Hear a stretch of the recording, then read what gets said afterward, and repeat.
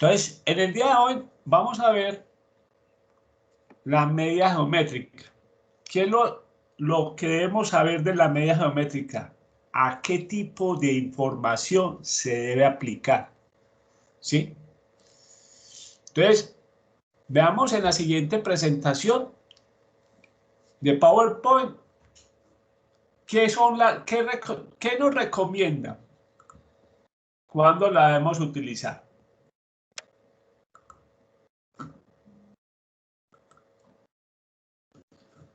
Bien, vamos a mirar cuál de todas estas. Primero esta. Esta es la primera presentación que vamos a ver.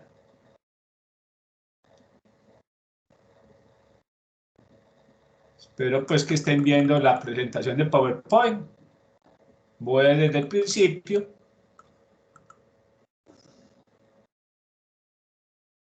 Me confirma si la están viendo, ¿no? Alguien que me confirme si la está viendo, ¿sí? ¿Sí?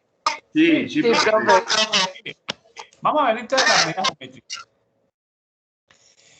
La media geométrica, entonces recordemos que entra dentro de ese paquete de medidas de tendencia central.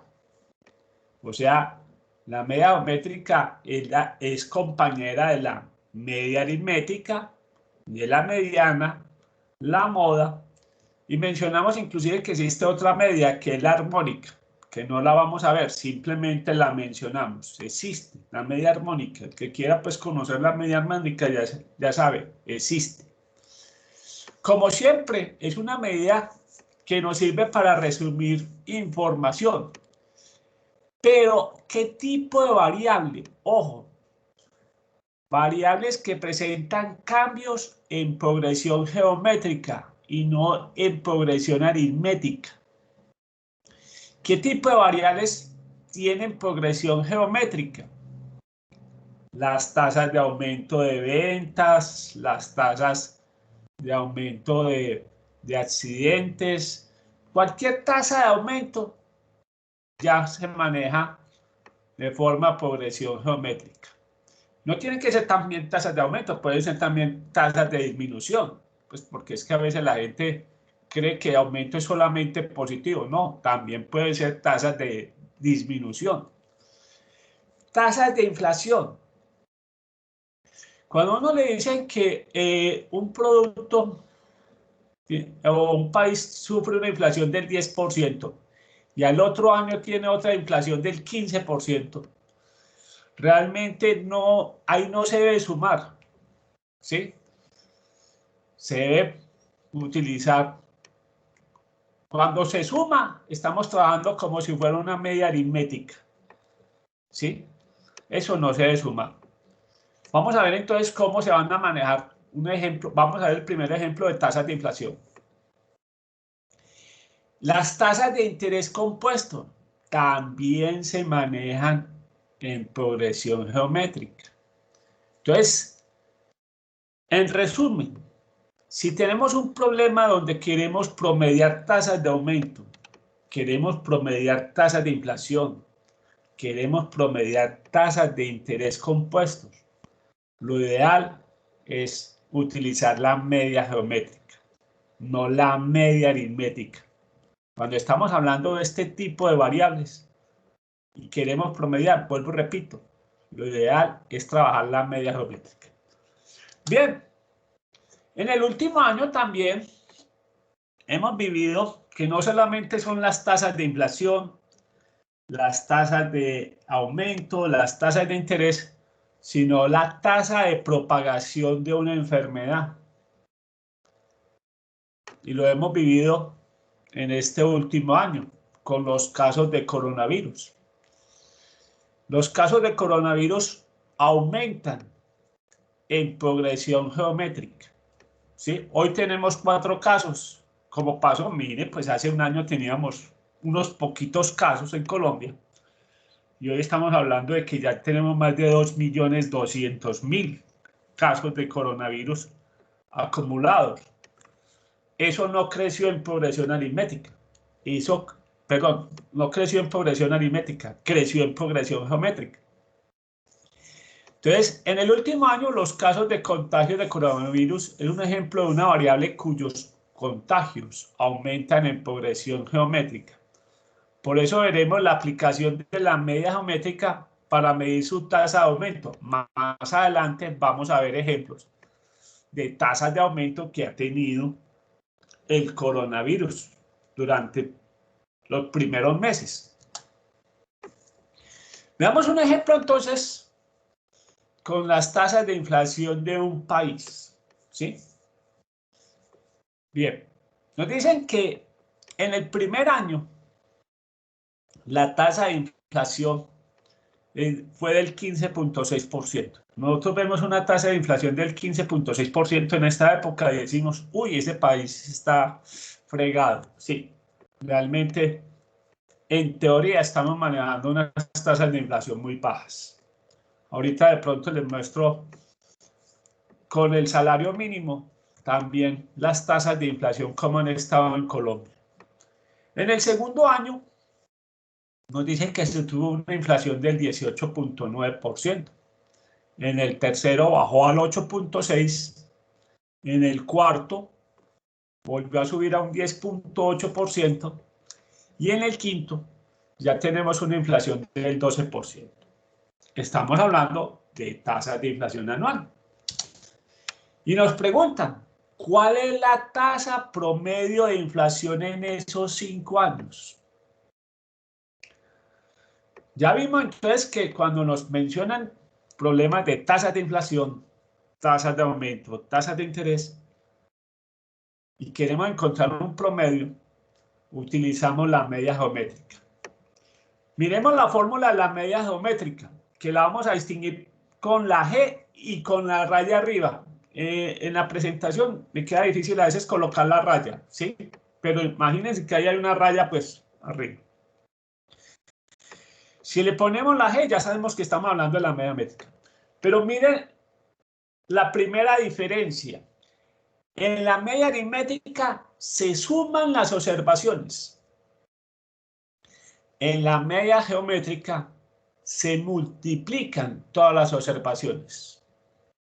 O sea, primera diferencia. En la aritmética se suman, en la geométrica se multiplican.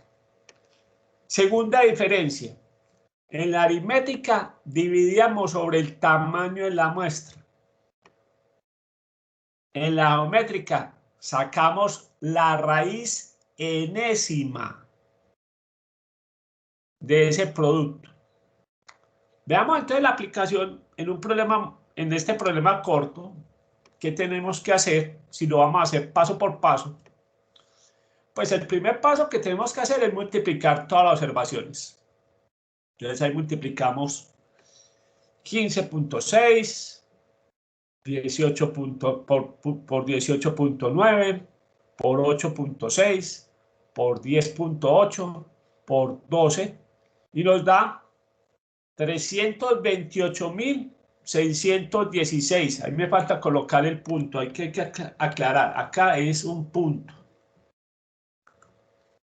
Bien, estamos haciendo los cálculos como si estuviéramos haciendo en la calculadora, donde la coma son miles y el punto es decimal. Entonces, aclaremos eso. Estamos haciendo como si estuviéramos haciendo en la calculadora. Segundo, entonces el primer paso ya multiplicamos todas las observaciones. El segundo es que la media geométrica ya sabemos que es la raíz enésima de ese producto. En este caso, tenemos n los 5 años. Entonces, tenemos que la media geométrica sacar la raíz quinta de 328.000. Ahí también hay que corregir. Es 328.616. Acá es punto. Que nos quede conforme. Y procedemos en la calculadora y encontramos que la media geométrica fue del 12.68%. Luego, la tasa promedio de inflación durante esos 5 años es del 12.68% anual.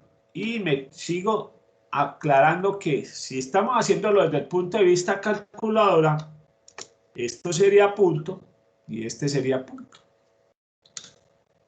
Si lo estamos haciendo en la calculadora. Bien. Ahora falta hacer una pregunta muy clave aquí. ¿Cómo sacamos la raíz quinta en la calculadora? Bien.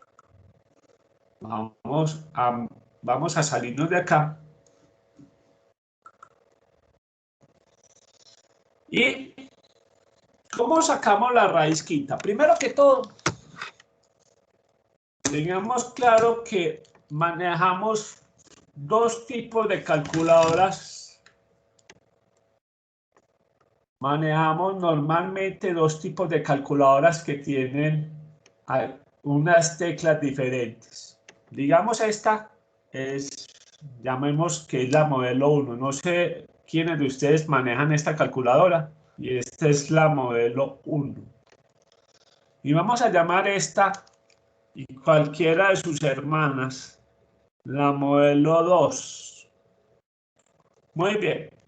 Veamos entonces cómo hacemos eso. ¿Cómo calculamos la raíz quinta o cualquier raíz en nuestras calculadoras? Entonces, les quiero compartir el cálculo. Bien, vámonos para Paint.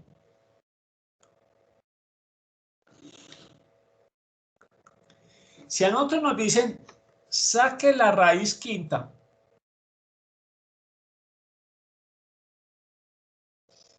de 328.615. Entonces, digámoslo en el modelo 1, la que les mostré primero. ¿Cómo se saca esa raíz quinta? Simplemente le decimos 5 Shift 5 Shift, que es la tecla que está a la izquierda, buscan la tecla que nos permite en esa calculadora elevar, pero ya no va a elevar, sino ya va a sacar la raíz. Le decimos 328.615. 328.615. Y obviamente ahí nos da el resultado que queremos. Que sabemos que como es tasa de inflación, eso está en porcentaje. Eso es el modelo 1. Los que tienen el modelo 2 hacen algo muy parecido. Dice 5 Shift y van a buscar en esa calculadora la tecla que les aparece así, que también es la tecla que permite elevar a una potencia. Y hacen lo mismo. 328.615. Y obviamente encuentran la misma respuesta. 12.68%.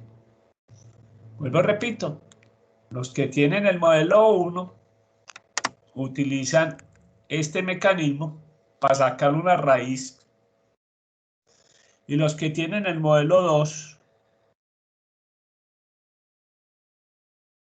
utilizan este procedimiento para sacar una raíz distinta a la raíz cuadrada. Bien, eso es en la parte, digamos, calculadora. Veamos en Excel. En Excel se puede hacer de dos maneras. Les voy a enseñar las dos maneras. ¿Por qué? Porque en algún momento van a necesitar utilizar funciones. Estas funciones. Vamos a hacerlo como el camino, digamos, largo. repasemos. Ahí están las tasas de inflación. ¿Sí? ¿Qué hicimos? Multiplicamos. Cuando yo necesito que en Excel me multiplique varios valores, simplemente invoco la función producto. Y yo le digo, multiplíqueme todos estos valores. Ya vimos una función nueva en Excel. Para algunos no conocían la función producto. Cuando yo necesito multiplicar varios valores en Excel, entonces esta función es la que me permite hacer la multiplicación seguida de varias celdas. ¿Sí? Muy bien. Necesitamos acá la raíz quinta. Resulta que en Excel, si nosotros invocamos con el nombre raíz, solo existen dos. Existe la función raíz, que devuelve la raíz cuadrada de un número, y la raíz 2pi. 2pi. ¿Eso quién lo utiliza? Yo no sé quién utiliza la raíz 2pi. No sé. Devuelve la raíz cuadrada del número multiplicado por pi. Yo no sé para qué eso, pues. Yo en mi vida he utilizado la raíz 2pi. No sé quién utiliza la raíz 2pi. Eso, pues, les digo. Muchachos, ¿cómo se sacaría la raíz quinta en Excel? ¿Alguien sabe? ¿Tiene ideas? ¿Cómo sacamos la raíz quinta en Excel?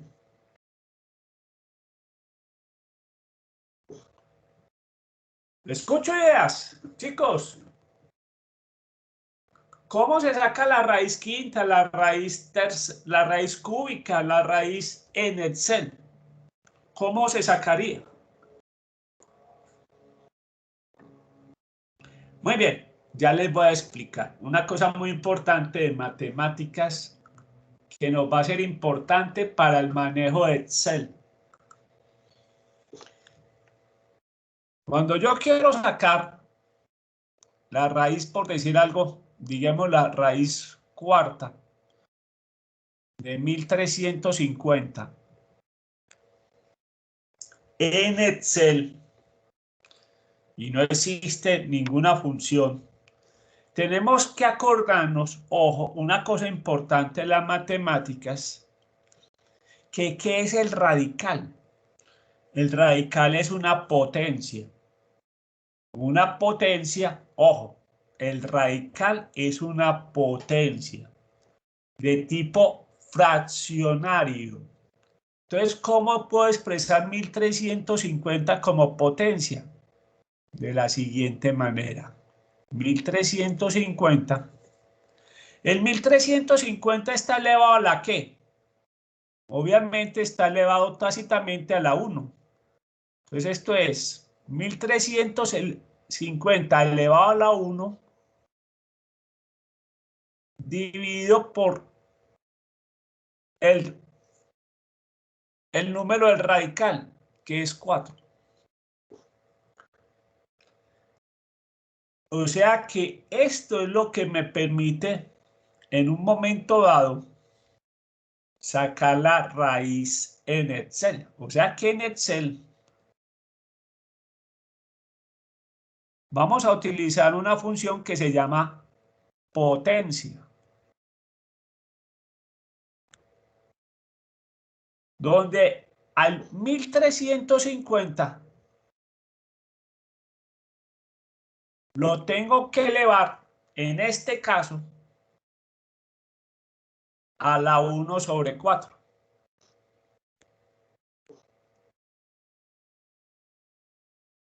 A la 1 sobre 4. Y así obtengo la raíz. Si lo fuéramos a hacer en la calculadora, entonces es muy sencillo. raíz cuarta de 1350, como lo hicimos ahorita. Esto nos tiene que dar, si yo lo hago en la calculadora,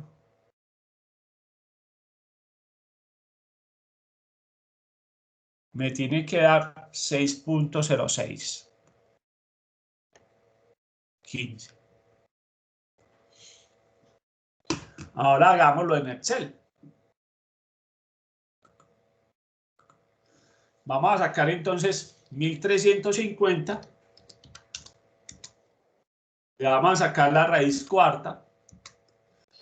Utilizando lo que les dije. Potencia. ¿A quién le voy a sacar la raíz? A 1350. Le voy a sacar la raíz cuarta. Entonces, raíz cuarta. Cierro paréntesis. Y ahí está lo que nos dio la calculadora. 6.6. Entonces, acá ya tengo el producto. Necesito sacar la raíz quinta de este producto. Ya lo dijimos. Ya vamos a sacar la media geométrica.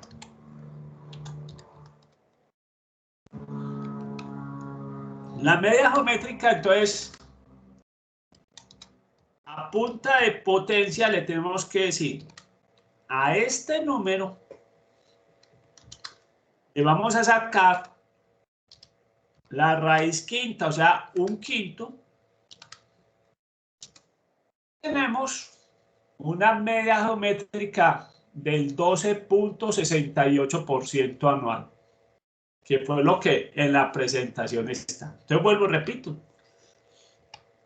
Esa es una fórmula de encontrar, haciendo todos los pasos, la media geométrica. Vuelvo, repito, haciendo todos los pasos. Con esto, yo simplemente les que quiero es recordar primero que Excel no tiene forma de sacar más raíces que la raíz cuadrada. Entonces, si necesitamos en la vida, y esto lo van a necesitar en algún momento, sacar una raíz diferente a la raíz cuadrada, se van a tener que acordar que las raíces simplemente son unas potencias fraccionarias. Las raíces son una potencia fraccionaria, donde simplemente, vamos a dar otro ejemplo, yo quiero sacar la raíz 12 de 1800. Yo lo que tengo que hacer es a 1800 elevarlo a la 1 sobre 12. ¿Y cómo lo hacemos en Excel? Con la ayuda de la función potencia. Entonces, para que les quede eso como aplicación pues de la media geométrica, es cómo calcular una raíz en Excel. Bien, sigamos con la presentación, que nos va a traer pues obviamente algo que nos va a simplificar la vida. ¿Qué es lo que nos va a simplificar la vida? Ya dijimos que la calculadora nos da que el promedio de esos 5 años fue el 12.68% anual. ¿Sí? Muy bien. Esta presentación les cuento que apenas la hice ayer. O sea que por eso es que todavía aparece con... Pero veamos que en Excel es muy fácil. Excel tiene una función que calcula la media geométrica. Y simplemente se llama la media.geom y solamente nos pide las observaciones. O sea que nos va a simplificar la vida. O sea que les quise mostrar los dos caminos, pero acá realmente podemos haber hecho esto, la media geométrica.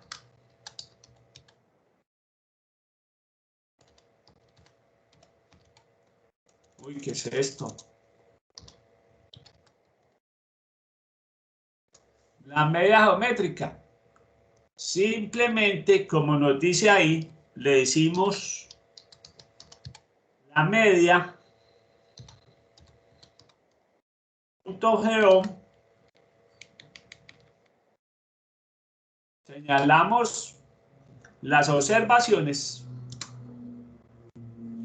y nos calcula la media geométrica. Entonces, vuelvo y repito, la función existe.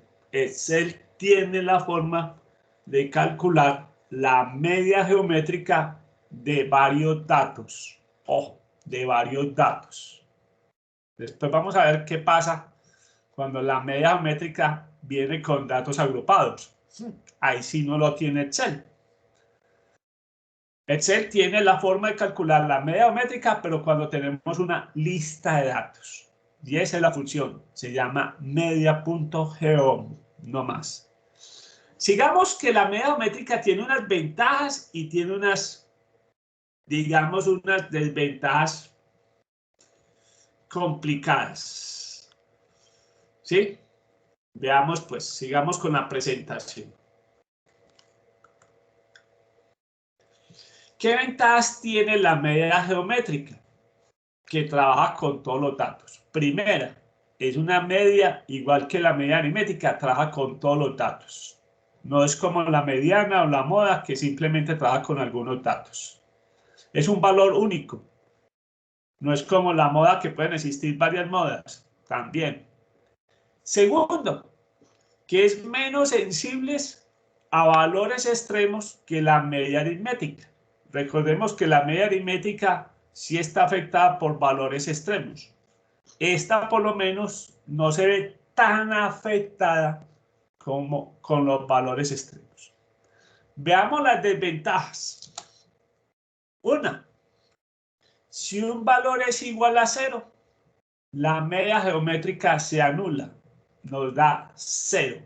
Ahorita lo vamos a ver pues cambiando los datos.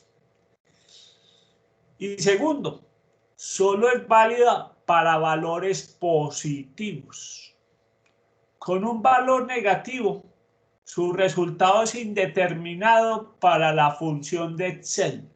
Ojo. Entonces, esas son desventajas que hay que tener presentes.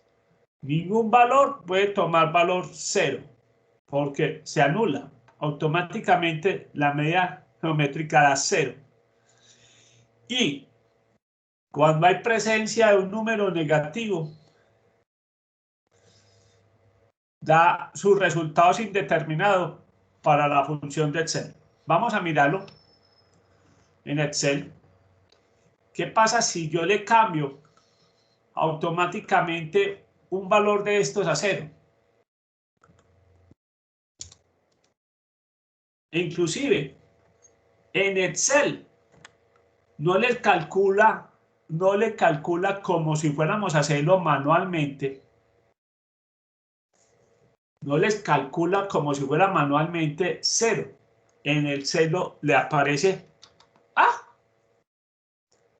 le está mandando un mensaje. Ojo, Excel estaría mandando un mensaje de precaución. Hay una observación que no me hace cumplir mi función. Ese es el mensaje. Miremos curiosidades. Matemáticamente, si hay un valor negativo, yo le puedo, ojo, porque en este caso hay un valor negativo y tengo raíz. Mientras que en la función de Excel me está diciendo lo mismo. Ojo, esto no se puede usar. ¿Sí? Pero ojo, es que como estamos diciendo que la media geométrica es la raíz enésima, supongamos muy al contrario, no tenemos 5 datos, sino 6.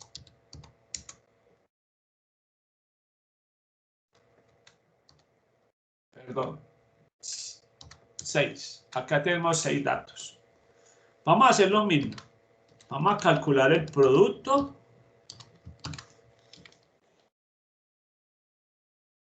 Tenemos 6 datos. Y le voy a decir potencia Voy a sacar la potencia de este valor, pero es raíz sexta. Y aquí sí me da indeterminado. Muy sencillo, muchachos. Recuérdense que una raíz par de un número negativo es un número imaginario. Ojo, raíz par de un número negativo es un número imaginario. Esta es una raíz impar, porque es sobre 5. O sea, las raíces impares de números negativos se pueden obtener. Ojo, las raíces impares de números negativos se pueden obtener. Pero las raíces pares de números negativos son números imaginarios. Nosotros nos decían números imaginarios. Uno en la vida, yo les cuento, son las cosas criticables de las matemáticas. A uno, ¿para qué lo atormentan con números imaginarios? Yo nunca en la vida he trabajado con números imaginarios, para que sepan. Nunca en la vida. Y ya llevo más de 40 años trabajando, muchachos. En mi negocio, ¿cuándo voy a decir? Voy a pedir un número imaginario de ollas arroceras para esta semana. O voy a pedir un número imaginario de molinos. Y nos atormentan. Yo les digo pues que yo viví esos 3 o 4 semanas de números imaginarios atormentados en el bachillerato. ¿Sí? Y si lo hubiera preguntado, pues eso, profe, ¿y eso para qué sirve? Seguro que lo hubiera corchado uno porque era muy joven y uno muy inexperto. Pero uno si le pregunta al profe, los números imaginarios, ¿eso dónde se aplica? Ese man se hubiera tenido que revolcar. Y todavía lastimosamente, seguro que a ustedes les enseñaron números imaginarios. Que I, raíz de I, que carreta. Pues yo critico eso. Pues alguien me puede decir, sí, hermano, eso para allá en la ingeniería, yo no sé qué, yo no sé qué. Hermano, entonces cuando llegan a ingeniería, a esa parte específica, enséñenle el número imaginario. Pero usted en bachillerato, ¿para qué? ¿Para qué? ¿Para qué? Entonces, muchachos, y es el problema que es que a veces enseñan cosas que después y frustran a la gente. Bien. Entonces, mensaje, muy sencillo. Lo que nos está diciendo acá es que la media geométrica tiene dos serias desventajas. Una, no pueden tomar valores ceros. Y la otra, ya vimos que para Excel, y por eso aclaro, para Excel, y es válido, cuando aparezca un número imaginario, para Excel, de una vez le dice que la función es indeterminada. Entonces es muy importante eso. ¿Listo? Entonces, para que tengan presente esas dos desventajas que son serias, digamos que son complicadas. Bien, me salté a otra presentación, no es esta. Como tenemos varias, entonces, listo. Sigamos pues.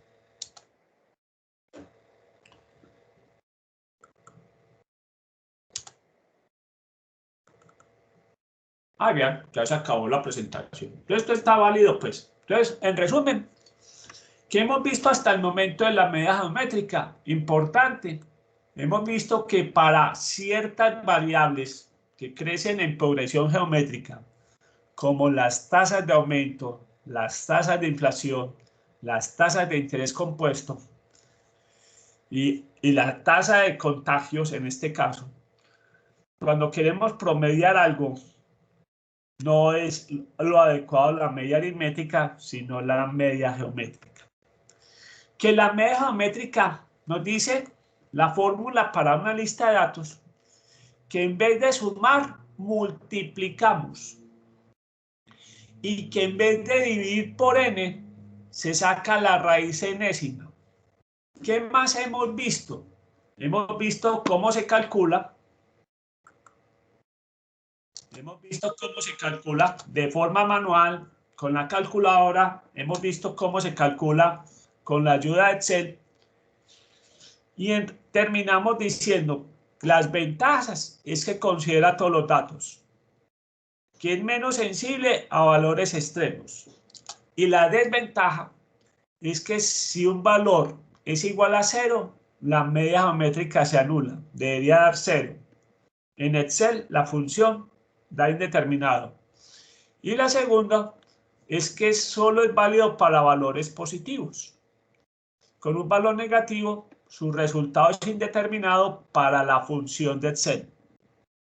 Matemáticamente se puede calcular, no es una respuesta lógica. Entonces, ojo, acá también vemos cosas. Matemáticamente se puede calcular si son números impares, pero no es una respuesta lógica, muchachos. No es una respuesta lógica. Entonces, para que tengamos presente. Entonces, conclusión, cuando hay valores negativos, tenemos problemas con eso. Bueno, vamos a ver entonces otra segunda presentación. Y es, ¿qué pasa si tenemos datos agrupados? Ojo, se nos ayuda con la función si tenemos lista de datos. Pero, ¿qué pasa si tenemos datos agrupados? Ya es otra cosa. Veamos esta presentación, que acá sí vamos a tener que trabajar un poquito más Excel. Media geométrica, datos agrupados. Vamos a dar un ejemplo muy común. Se quiere estimar la tasa promedio mensual equivalente de un préstamo hipotecario. Estamos hablando de tasas de interés. Ya dijimos, tasas de interés y queremos promediar media geométrica. Ojo, y aquí sí es importante. Acá sí debe ser la media geométrica, nada de la media aritmética. Eso pues lo van a poder saber después más adelante en gerencia financiera, en matemática financiera, que aquí no se puede promediar aritméticamente esas tasas, sino geométricamente. ¿Por qué? Porque los intereses, interés compuesto, le cobran intereses sobre los intereses, muchachos. Cuando les cobran intereses sobre los intereses, eso ya va creciendo en progresión geométrica. Muy bien, veamos el ejemplo. Durante la duración del préstamo se ha tenido las siguientes tasas mensuales. Ojo, nos están diciendo lo siguiente. Se ha tenido una tasa mensual del 0.9% durante 15 meses. Ahí está el dato agrupado. Durante 15 meses tuvimos el 0.9%. Una tasa del 1% durante 25 meses. ¿Sí? Una tasa del 1.1% durante 48 meses. Una tasa del 1.2% durante 12 meses.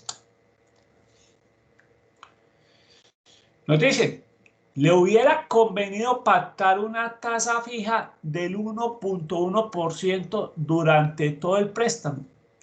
Es muy común que a uno, por lo menos a nosotros nos llaman mucho, los bancos, ya que cuando tenemos una cuenta bancaria y tarjetas de crédito, es muy común que nos llamen los bancos, así, no vea, le compramos la cartera.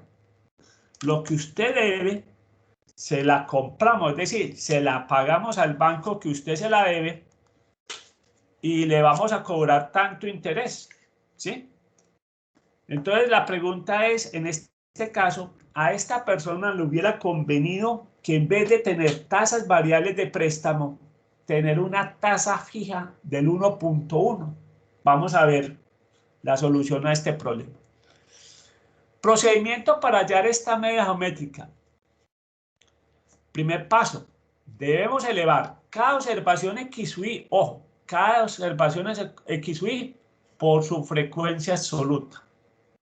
Luego acá tenemos que elevar cada tasa por los meses que estuvo esa tasa. Luego tenemos que empezar con la tasa del 0.9.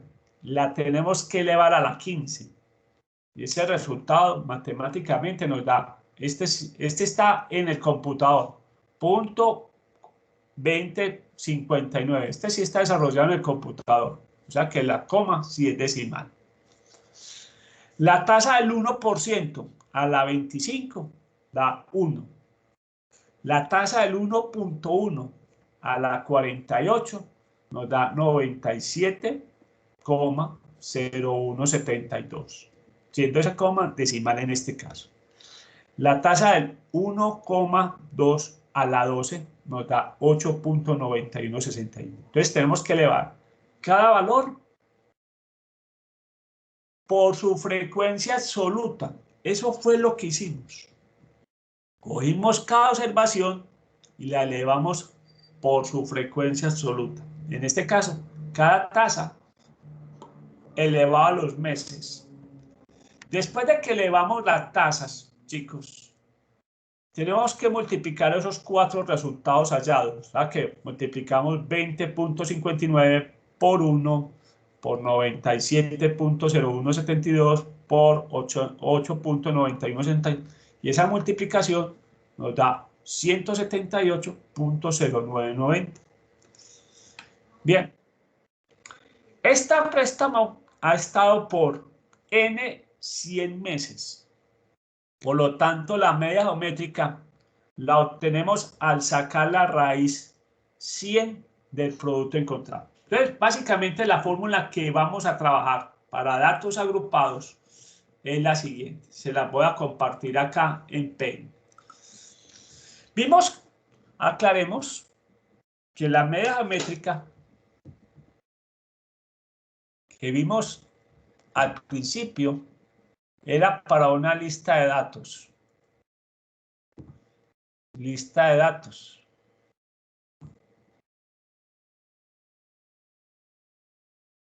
Dijimos que la media geométrica para una lista de datos, simplemente dijimos, es la raíz enésima de los productos. Entonces, x1 por x2 por x3, puntos suspensivos, hasta xn. Esa fue la fórmula que utilizamos para el problema de la inflación. ¿Sí?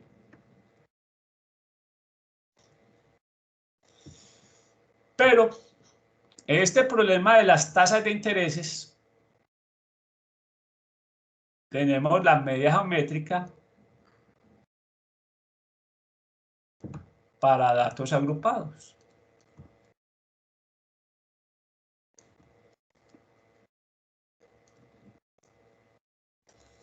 ¿Qué nos dice la fórmula acá? La fórmula nos dice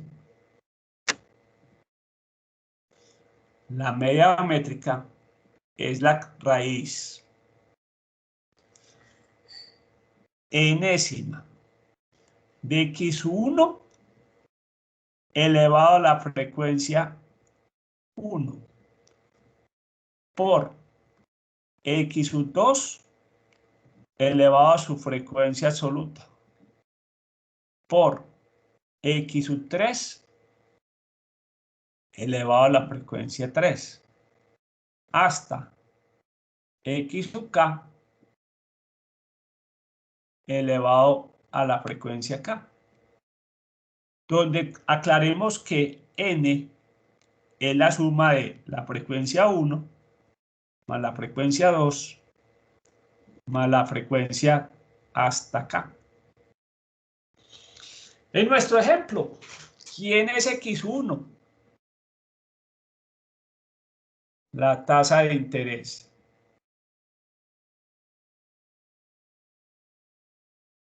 Uno. Y f1 son los meses a los que tuvimos la tasa de interés 1. Entonces, eso es lo que estamos haciendo en esta presentación. Elevamos cada tasa a los meses.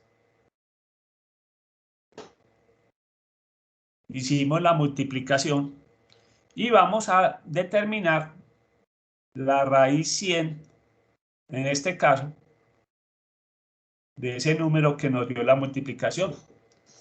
Ojo, acá sí es importante el procedimiento que les mencioné en Excel. ¿Cómo vamos a sacar la raíz 100 en Excel? Ojo, lo vamos a utilizar con la función potencia. Vamos a ver que en la presentación nos va a decir, este es el número y que hay que elevarlo a la 1 sobre 100. Porque recuerden que en Excel no hay otra forma de sacar la raíz enésima que es con la función potencia. Entonces vamos a ver que en la presentación nos van a señalar eso, que vamos a necesitar sacar la raíz 100. Este préstamo ha estado por 100 meses, por lo tanto la media geométrica la obtenemos al sacar la raíz 100 del producto encontrado. Acordémonos que en Excel obtenemos la raíz 100 con la ayuda de la función potencia. Y recordando que una raíz es un número elevado a una potencia fraccionaria. O sea que en este caso, la media geométrica que necesitamos calcular es la potencia de 178.0999 elevado, en este caso, a 1 sobre 100, y nos da que la media geométrica es del 1.5%. Entonces la pregunta, ¿qué más le convino? ¿Tener tasas variables o una tasa fija en el préstamo? Chicos, ¿ustedes qué concluyen? ¿A esa persona le convino manejar la tasa variable o la tasa fija del 1.1%? ¿Quién me dice?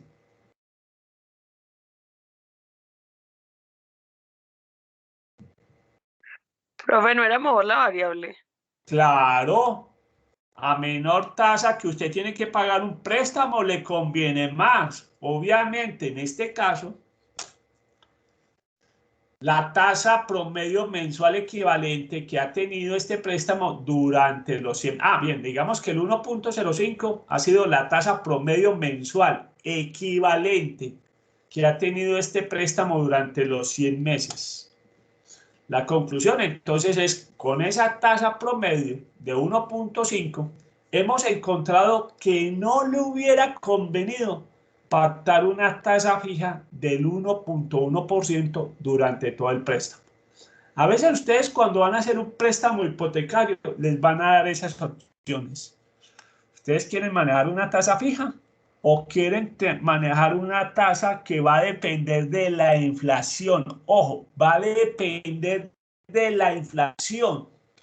Entonces es como una apuesta. Usted, ¿cómo le apuesta a la inflación en los próximos años? Si usted le apuesta a una tasa baja y pacta la tasa de acuerdo a la inflación y le va que la inflación es baja, pues le convino. Pero si usted pacta con la tasa de inflación y resulta que la inflación se dispara, no le conviene. Entonces, esa es una apuesta. A veces son apuestas. Bien, vamos a ver una aplicación muy importante que tiene la media geométrica, que es la que nos va a permitir determinar la tasa de aumento promedio. Vamos a ver la presentación que nos va a mostrar la aplicación que vamos a trabajar mucho. Bien. Esta es una aplicación de la media geométrica, muy utilizada. ¿Cómo se encuentra una tasa de aumento promedio? Ojo, la palabra clave es acá, promedio. ¿Cómo se encuentra una tasa de aumento promedio de dos valores separados en el tiempo? En muchas oportunidades queremos conocer cuál ha sido la tasa promedio de aumento que se registran entre dos valores separados en el tiempo de una variable que varía en progresión geométrica. ¿Sí? Pues vuelvo y repito. Tenemos, la pregunta es, dos valores separados en el tiempo de una variable que varía en progresión geométrica. Veamos lo siguiente. El siguiente ejemplo es un ejemplo real. Está actualizado a la fecha. Veamos el siguiente ejemplo. En 1979 yo empecé a trabajar vendiendo molinos maíz y me acordé porque se vendía mucho y ese precio nunca se me olvidó. El molino de maíz Corona se vendía a 300 pesos. Eso fue el 1 de marzo. Yo empecé a trabajar el 1 de marzo, o sea que estoy cumpliendo 42 años de haber empezado a trabajar en las ventas, muchachos. Entonces, recién desempacado, los 42 años. 42 años después, ese mismo producto se vende a un precio de 85.000 pesos. Es el precio real en este momento. La pregunta es, ¿cuál ha sido el aumento promedio anual que ha tenido su precio? Oh, esa es la pregunta. ¿Cuál ha sido el aumento promedio anual que ha tenido su precio? Entonces tenemos dos valores, que en este caso son los precios, que obviamente están afectados por la inflación y que la inflación, los aumentos de los precios trabajan en progresión geométrica. Si yo subo el 10%, un producto de 100 pesos me queda valiendo 110 pesos. Pero si yo le aumento otra vez el 10%, no automáticamente sube 10 pesos, ya sube un poco más. Ya ese producto me queda costando, si a 110 pesos lo multiplico por el aumento del 10%, ya me queda valiendo 121 pesos. Entonces, ¿qué tenemos que hacer? Primero, dividimos el valor actual sobre el valor anterior. El valor actual del molino ya sabemos que es 85.000 pesos. El valor actual, el valor anterior, 300 pesos. Eso quiere decir que el precio del molino se ha multiplicado, se ha multiplicado 283.33 veces durante todo ese tiempo. O sea, mire que acá son las veces, 283.33 veces. Paso 2. A ese valor encontrado le sacamos su raíz enésima, donde esa n representa el tiempo. ¿Cuánto tiempo llevamos de diferencia entre esas dos fechas? 42 años. O sea que tenemos que sacar la raíz 42 de 283.33. Eso es lo que vamos a hacer en la siguiente presentación. Luego, esto también listo. Luego tenemos que, sacando la raíz 42 de 283.33, nos da 1.1438. Paso 3. A ese resultado le restamos 1.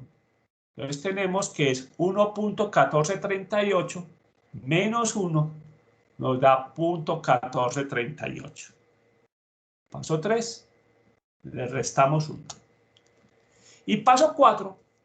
Lo multiplicamos por 100 para llevarlo a porcentaje.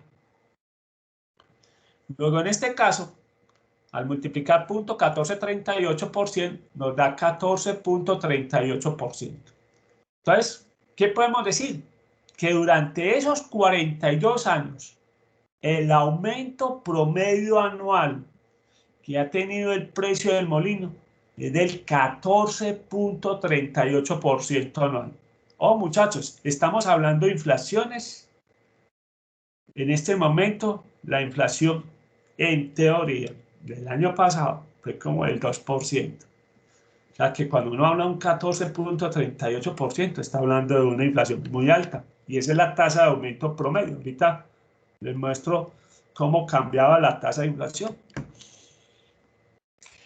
Bien. Recordemos que en Excel, para obtener Aquí me faltó cambiar. Aquí tengo que decir que esto era un dato viejo. Vamos a actualizarlo. Es la raíz. Esto después lo cambio. Muy bien. Después hago la presentación. Bien, esto está con el dato anterior. Recordemos que en Excel que para obtener una raíz, la raíz 41 de 233.33, debemos recordar que las raíces son potencias fraccionarias. Luego se obtiene con la siguiente función. Hubiéramos tenido que acá la potencia de 233 elevado al 41. Estos son los datos del año pasado y me faltó actualizarlo. Bien. Pero simplemente es válido recordar de que en Excel tenemos que sacarlo con la función de potencia. Y acá la fracción sería, en ese tiempo era 41 años. Sigamos con la presentación. Se quiere determinar cuál ha sido el mes con mayor tasa de aumento diaria en casos de coronavirus en el departamento de Antioquia. Los datos obtenidos son los siguientes. Esto está hasta el año pasado, pues vuelvo y repito. En marzo 31 estábamos, desde el punto de vista, estábamos en cuarentenados y no sabíamos que estábamos en los gloriosos. En Antioquia solo se llevaban 100 casos acumulados, no diarios, acumulados. En abril 30, en un mes que estuvimos también muy en cuarentenados, 472 casos.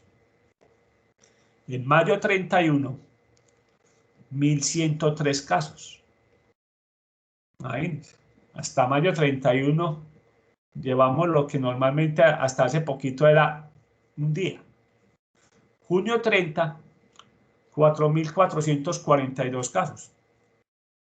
Julio 31, aquí sí pegó el brinco feo. Miren pues, pasamos de junio 30 de 4.442 casos a 32.759 casos. Y en agosto 30 pasamos a 79.784. Bien, vamos a ver entonces qué pasó en el mes de abril. Luego, en los 30 días del mes de abril, su tasa de aumento diario la podemos obtener rápidamente de la siguiente manera. Son 30 días, o sea que tenemos que sacar la raíz 30. El valor final de abril fue 472. Miren, abril fue 472.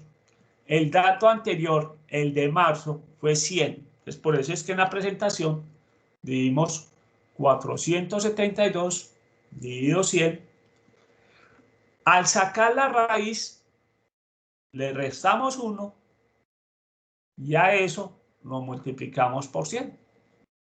Quiere decir que en el mes de abril tuvimos una tasa de aumento diaria del 5.31% en los casos de coronavirus en Antioquia. Una tasa altísima, pero eran números bajitos. Ahorita les muestro cómo estamos, cuál es la tasa diaria de aumento en este momento, pero cuando estamos manejando números altos. Si hubiéramos seguido así, a 5.31, la cosa hubiera, en este momento estaríamos todos, ya hubiéramos tenido coronavirus. Luego, en los 31 días de mayo, su tasa de aumento diario la podemos obtener rápidamente de la siguiente manera. Cogimos los casos finales de mayo, que son 1.103, los dividimos sobre los casos finales de abril, que fueron 472, y recuerde que mayo tiene 31 días, o sea que en este caso sacamos raíz 31. Le sacamos la raíz 31, le restamos 1, lo multiplicamos por 100, y nos dio que en mayo fue más benévolo, 2.78% que abril. Luego en el mes de mayo tuvimos una tasa de aumento promedio diaria del 2.78% en los casos de coronavirus. Bien, pero empezaron los dolores otra vez. En junio, recuerden que terminamos con 4.442 casos en junio y en mayo 1.103. Dimos los casos de junio sobre los finales de mayo y recuerden que junio tiene 30 días. O sea, nos dio 4.75%. Luego en el mes de junio tuvimos una tasa de aumento promedio diaria del 4.75 en los casos de coronavirus en Antioquia.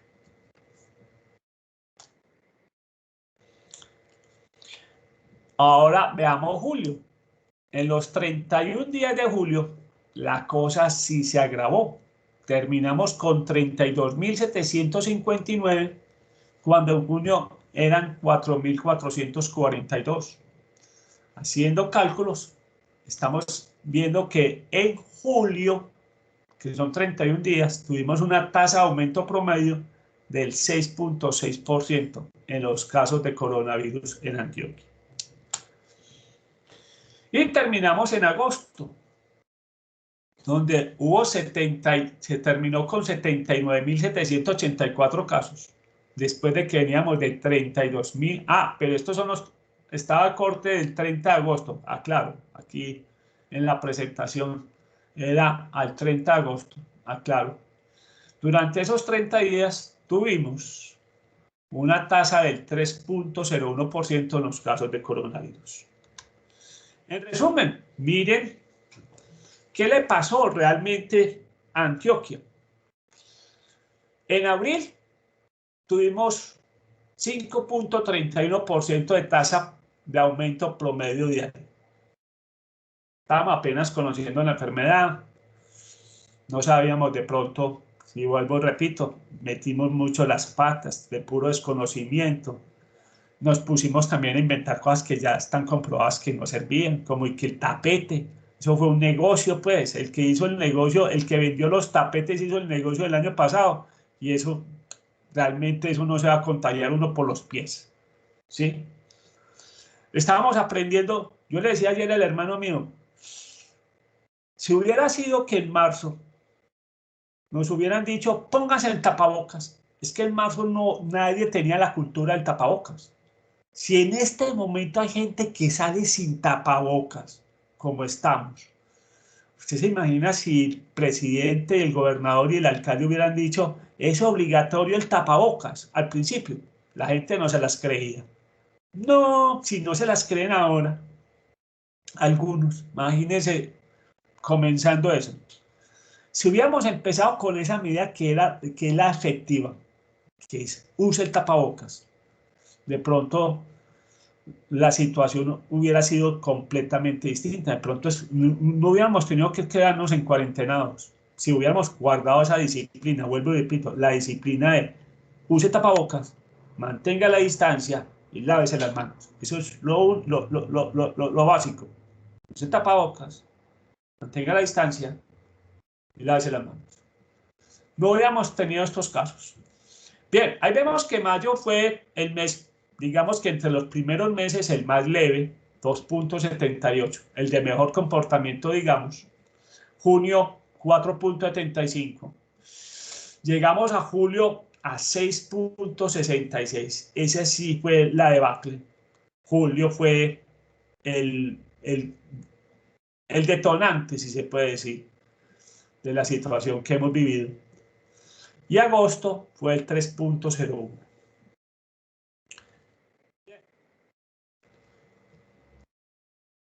Ahora veamos qué ha pasado, no solamente casos, estos fueron los casos.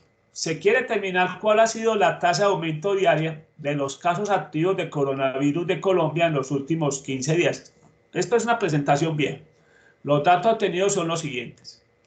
En agosto 15 del año pasado se tenían 167.459 casos activos. En agosto 30 tuvimos, esto estaba en agosto, esta presentación fue como en agosto 30, porque estamos hablando como presente, no, ahora tenemos que decir, teníamos 136.702 casos activos. Pero en estos 15 días de agosto, su tasa de aumento diaria fue la siguiente. Miren que en este caso, el dato actual es el de agosto 30, 136.702. Y el dato anterior era el de 167.459. ¿Por qué estamos haciendo este ejercicio? Para que ustedes se den cuenta que a veces la tasa no tiene que ser siempre positiva. La tasa puede ser negativa, porque no siempre se aumentan la variable. Puede, como en este caso, la variable disminuyó. Entonces nos está dando menos 1.34. Luego en esos últimos 15 días de agosto, digamos, se ha tenido una tasa de disminución promedio diaria de casos activos en Colombia del 1.34%. Y otro mensaje que nos da esta presentación. Siempre a veces se tiene la generalidad de que todo lo que disminuye es malo y todo lo que aumenta es bueno. No, todo eso depende del contexto del problema. Esto nos indica que a veces disminuir no es negativo, como aumentar no significa que sea bueno. Entonces, este es otro mensaje que queremos dar con la presentación. Ojo, todo depende del contexto del problema. Disminuir los casos de coronavirus no es malo, antes es bueno. ¿Sí? Aumentar los recuperados también es bueno. ¿Sí? Muy bien. También les quiero mostrar en esta presentación cómo ha sido un poco la evolución de los salarios mínimos. Y hagamos un ejercicio con esto de un poco los salarios mínimos. Estos son los datos de salario mínimo.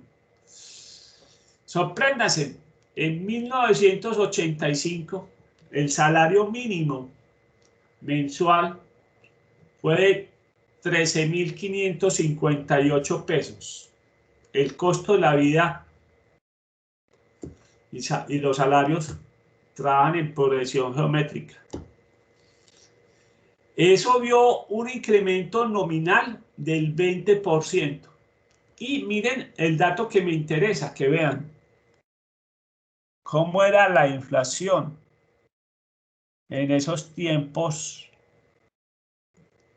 en los últimos años del siglo pasado en Colombia. Estábamos hablando de inflaciones por encima del 15%. Miren que ningún año de esos tiene una inflación menor del 15%. Inflaciones del 15%. Eso es lo que justifica de por qué el molino ha tenido un aumento del promedio del 12%. Porque estamos hablando de épocas donde las inflaciones en Colombia, comparativamente con las que tenemos, son inflaciones altas. Pero les cuento, había países que tenían inflaciones mucho más altas. Que cuando ustedes veían esta inflación de Colombia, Colombia manejaba, digamos, en su momento unas inflaciones moderadas al lado de esos países. Miren pues cómo es la ironía de la vida.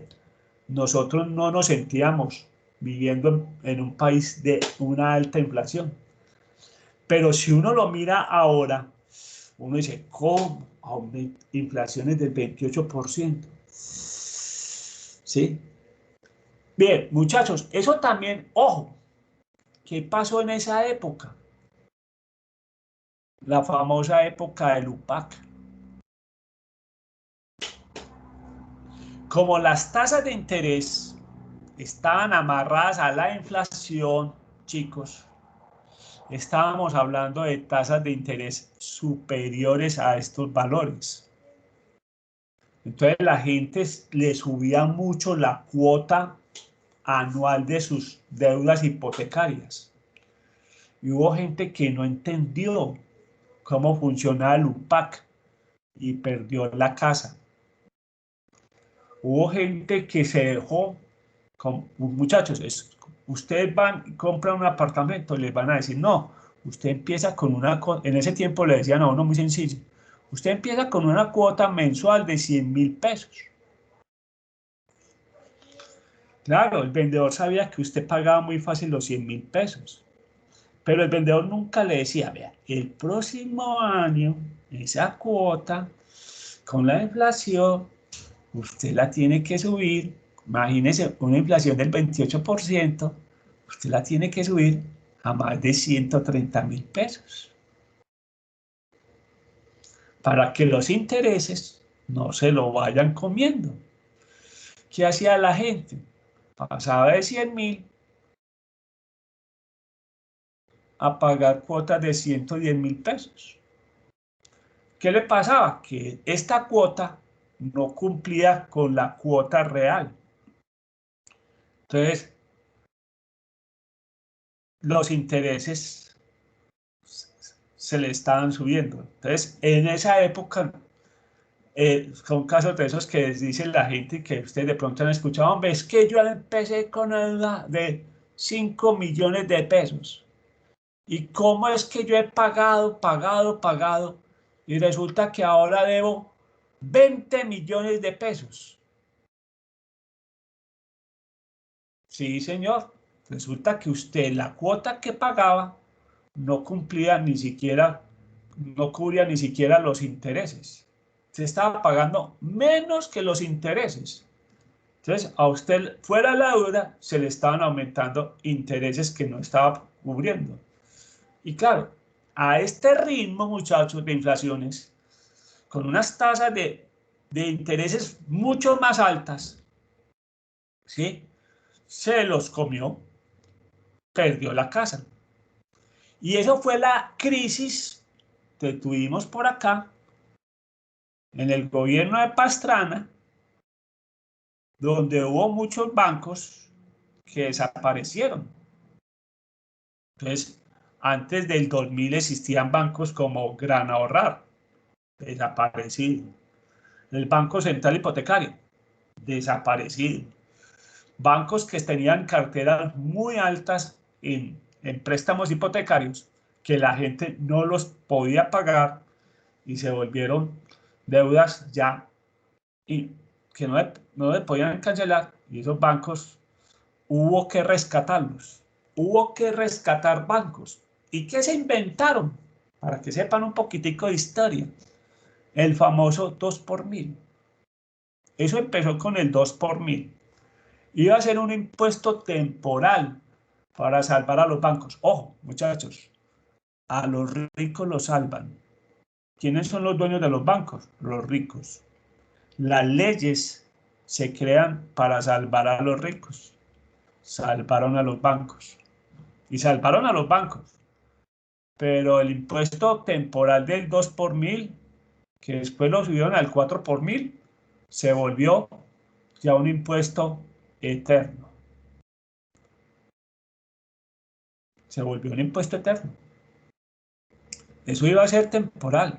Y mire que ha pasado Pastrana, pasó Uribe, pasó Santos, está pasando este.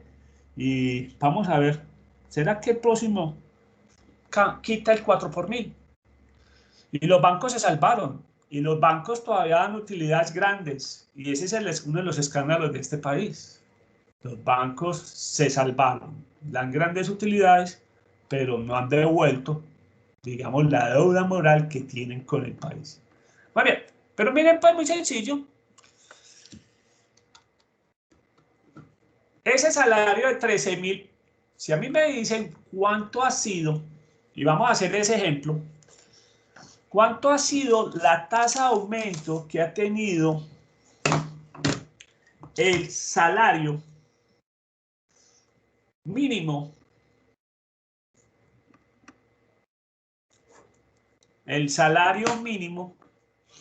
veamos muy sencillo, en el 2020 el salario mínimo es 800 o fue 877.803. Digamos que hace 10 años, para que hagamos la comparación, ¿cuánto ha sido el aumento de los últimos 10 años? 515.000 pesos. Entonces, si a nosotros nos preguntan, listo, vamos a hacer esa pregunta. La pregunta es, ¿cuál ha sido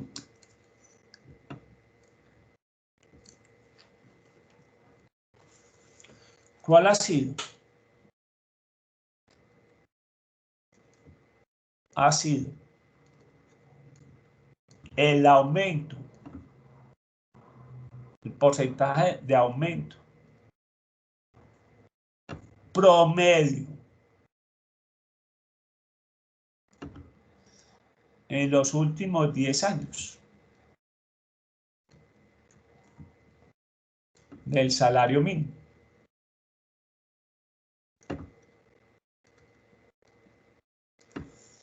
Bien, veamos entonces el primer paso. El primer paso, vamos a calcular entonces el salario actual, en este caso, sobre el salario anterior.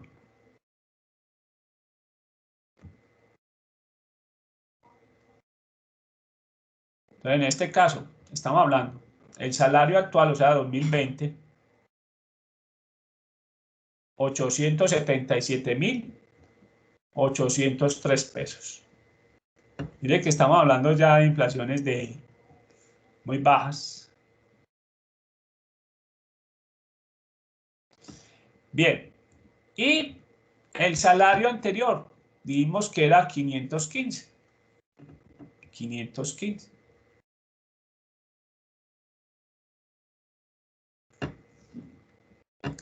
¿Cuánto ha aumentado el salario mínimo en estos 10 años? ¿Cuántas veces? ¿Cuántas veces ha aumentado el salario mínimo en estos 10 años? 877, 803 sobre 515.000 nos ha aumentado 1.70. Vamos con 4 decimales. 45 veces. 1.70, 45 veces. Eso es lo que ha aumentado el salario mínimo en los últimos 10 años. 1.70, 45. Apuntemos eso. 1.70, 45 porque es el que vamos a seguir con los datos. 1.70, 45. Listo. 1.70, 45.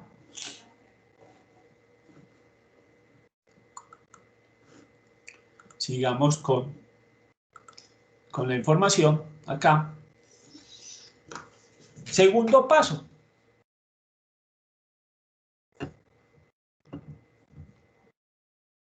Necesitamos calcular la raíz, en este caso son 10 años, la raíz 10 de 1.7045.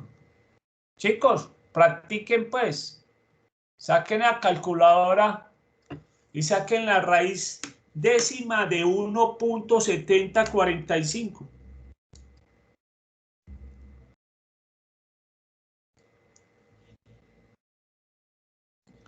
Escucho respuestas mientras tomo agua.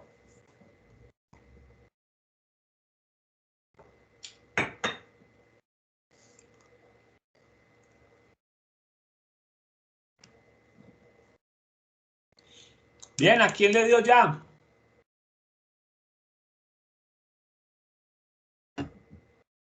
O la calculadora está por allá archivada, muchachos.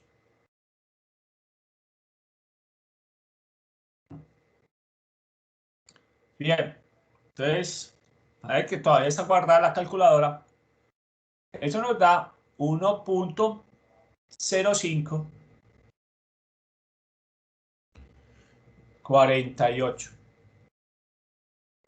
1.0548. Vimos que el tercer paso es que a ese valor le restamos 1. Entonces, ¿qué nos queda? 0.0548. Y el cuarto paso que nos indicó la presentación es que ese 0.0548 lo multiplicamos por 100. Y eso nos dio 5.48%. Entonces podemos decir que en los últimos 10 años, o por lo menos en la década, digámoslo claro, en la década 2010-2020, el aumento promedio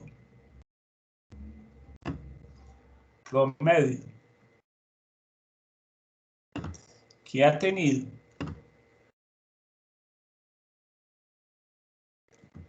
el salario mínimo en Colombia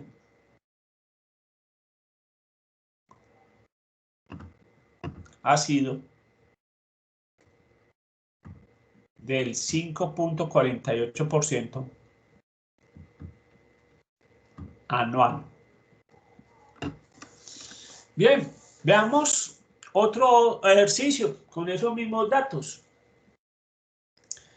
¿Cuánto fue el aumento entre 1985 y digamos 2000?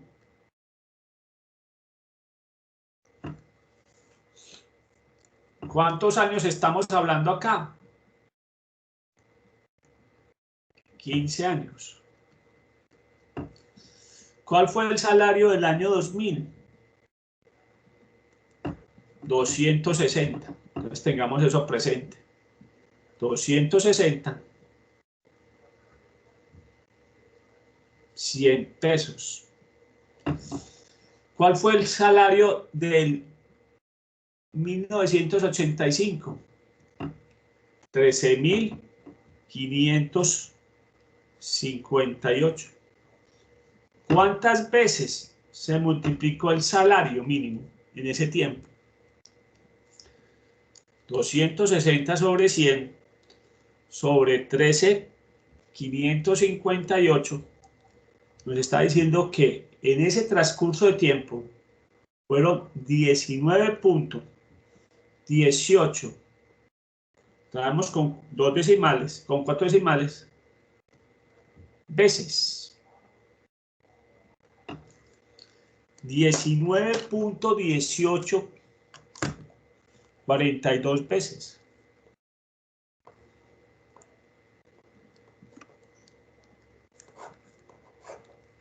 ¿Sí? 19.1842 veces. Sigamos.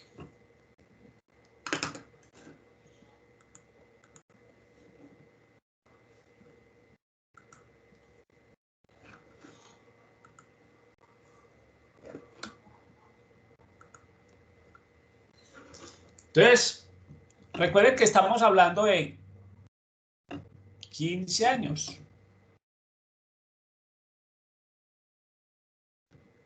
Entonces, paso 2, lo estamos haciendo es paso por paso.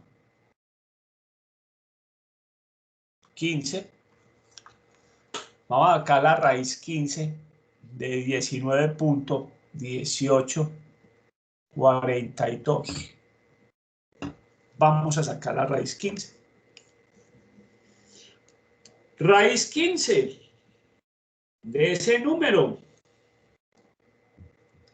nos está dando 1.2170. Podemos hablar de 77.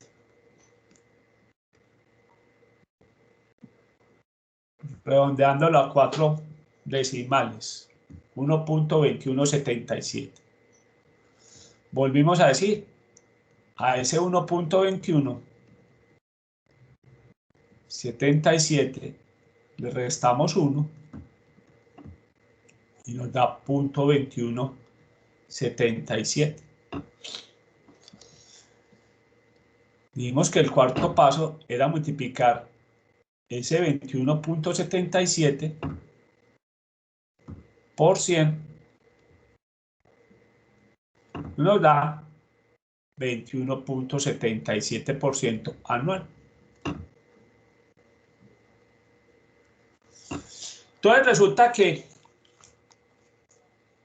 durante esos 15 años, digamos que durante el tiempo entre 1985 y el año 2000, la tasa de aumento promedio del salario mínimo en Colombia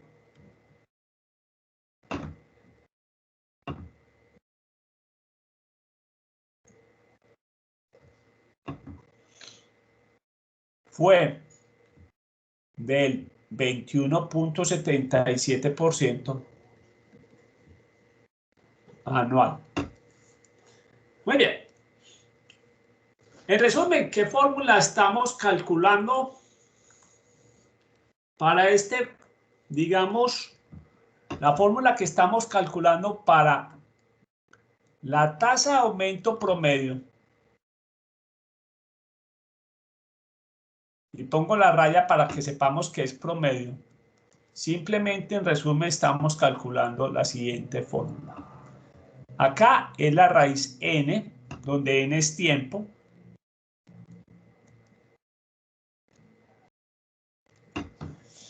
Tenemos el valor actual o el valor más reciente sobre el valor anterior.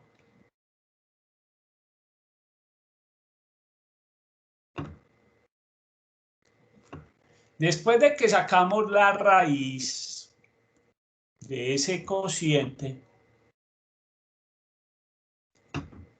al valor de esa raíz le restamos 1. Terminamos multiplicando por 100 para que termine siempre en términos de porcentaje. Esa es la fórmula que estamos calculando para la tasa promedio de dos valores distribuidos en el tiempo. Muy bien. Les quiero compartir acá ejemplos, una imagen que es muy diciente. No sé si me dicen si vamos a ver, si me la...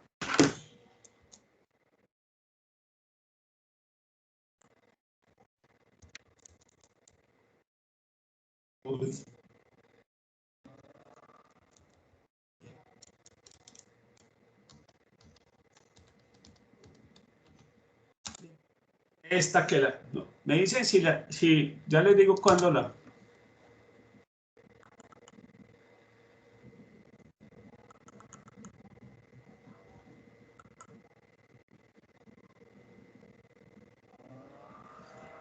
Espero que la están viendo. No sé si en algún momento del transcurso del grupo habíamos visto esto. Me dicen si están viendo esas fotos. Sí, profe. Muy bien. Zimbabue fue el país, digo el país, antes de Venezuela que tenía la inflación más alta del mundo.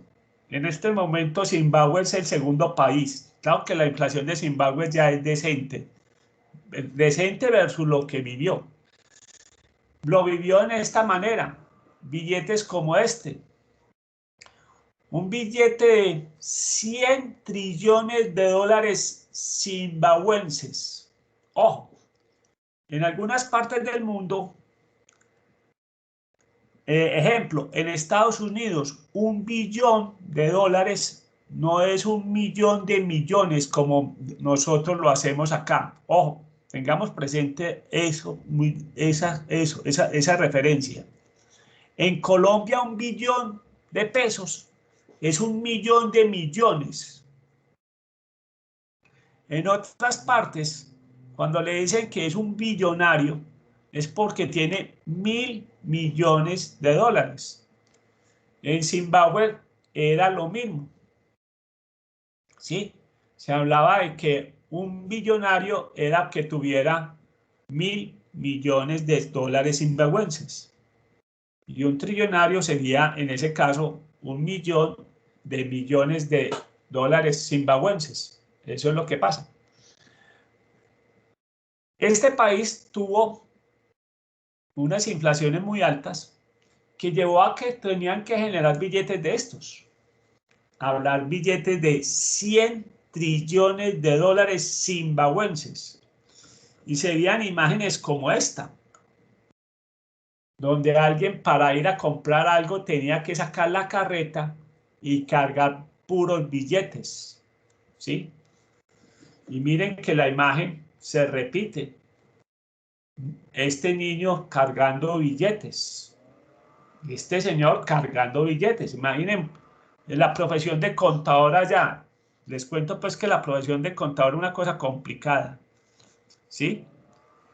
Es tanto que llegó un momento dado que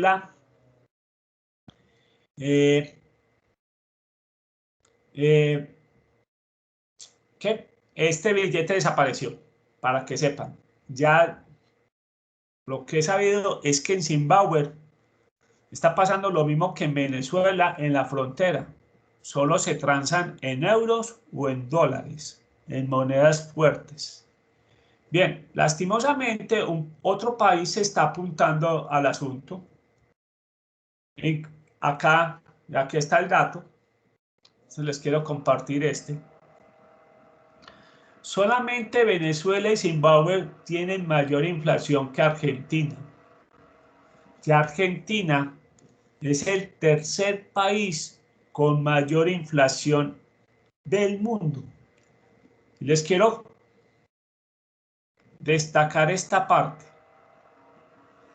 En el 2019, Venezuela cerró con una inflación del 200.000%. Eso pues uno no le cabe en la cabeza que es una inflación del 200.000%, muchachos. Solo hay que vivirlos para saber uno qué es eso. Para una inflación del 200.000% quiere decir que los artículos cambian de precio, digamos, en horas. Si es que no en una hora. Mire que nos dice que Zimbabue, que tenía unas inflaciones altísimas, ya aparece con una inflación del 182.9%. Uno dirá, eso es altísimo. Sí, pero para lo que vivió Zimbabue, eso es bajísimo. Y mire que en tercer lugar, Argentina con una inflación del 57.3%. Sudán y Sudán del Sur tienen inflaciones del 56.9% y 35.9%. Miren que dice, el Fondo Monetario Internacional para el 2019 solo encontró 17 países que sufrirán una inflación de 2 dígitos, o sea, del 10% hacia arriba. Entonces miren pues que ya el tema de la inflación es, digamos que es azote de muy poquitos países, pero lastimosamente en Latinoamérica tenemos dos países. Uno es Venezuela, que es nuestro vecino, y otro un país que no es tan vecino de nosotros, pero está en el mismo continente, que es Argentina.